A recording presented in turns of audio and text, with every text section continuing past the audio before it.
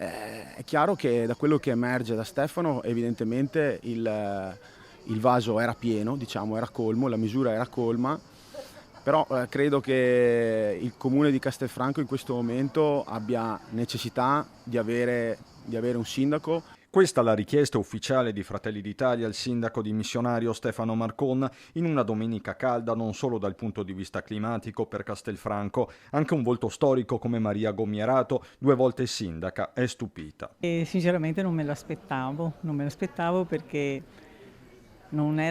secondo me non era accaduto niente di particolare, diciamo, negli ultimi giorni o nell'ultimo periodo. Fibrillazioni sì, qualche tensione sì, c'erano un po' così, di voci, quelle c'erano, però, però diciamo rotture serie mai.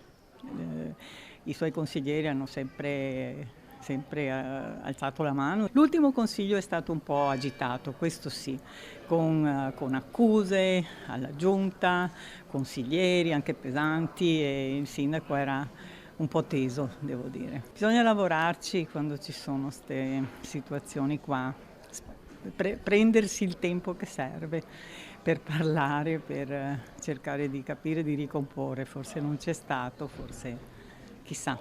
A rivolgersi direttamente a Marcon, Luciano Dussin, non uno qualsiasi, non solo per storia politica. Marcon infatti è stato suo vice sindaco tra il 2010 e il 2015.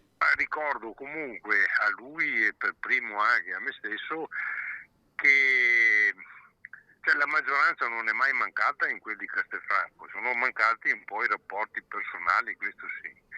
E io mi auguro, visto che dalla città continuano a arrivargli degli attestati di stima e suggerimenti di continuare la sua azione amministrativa, ci ripensi e magari, non so, chieda in consiglio comunale un voto esplicito di fiducia. Per il Partito Democratico la certificazione di un fallimento, quantomeno politico. Siamo rimasti sorpresi, ma non troppo, perché la situazione all'interno della maggioranza era davvero insostenibile e chi ne faceva le spese erano i cittadini, e perché le cose erano continuamente bloccate dal fatto che anziché lavorare insieme con un obiettivo comune c'erano le baruffe chioggiotte. Non mi sorprende perché potrebbe essere anche il tentativo di un colpo di forza, un colpo di reni per vedere se raddrizza la barca, quindi prima di dire che la cosa è definitiva aspetterei i 20 giorni e vedrei, perché